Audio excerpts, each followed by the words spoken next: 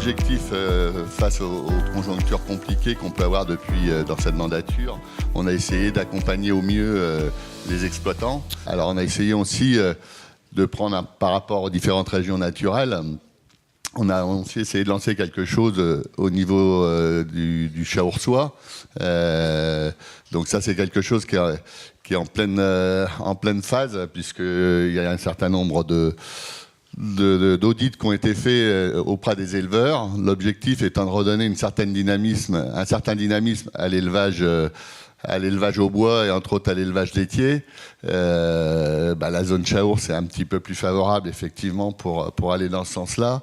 Donc aujourd'hui, on n'est pas au bout de l'action. Donc on verra avec la prochaine mandature, parce qu'on a envisagé éventuellement avec Didier Petit de pouvoir avoir, et puis Alain Boulard, pour avoir une commission élevage couplée à un code ASEA au mois de mai, donc qui pourrait aboutir à cette finalisation sur le projet Chaource.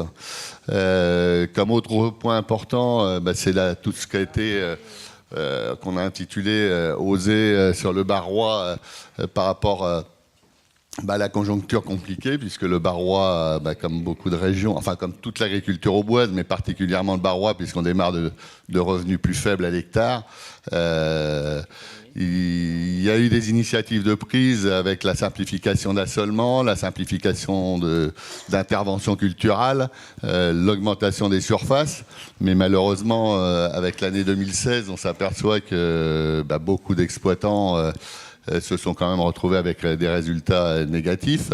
Donc l'objectif, ça a été aussi de voir un petit peu ce qu'on pouvait faire pour relancer cette agriculture au niveau du Barrois.